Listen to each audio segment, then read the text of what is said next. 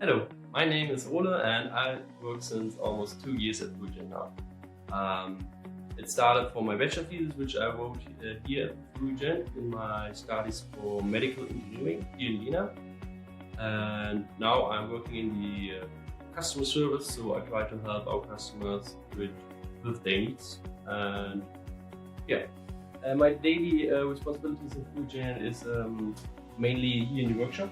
So I repair or adapt the devices the customer sent to us. So if some malfunction happening or they want to adapt the further range, I open the devices, exchange the parts or repair them, close them again, check them if they're working correctly, and then we ship them back.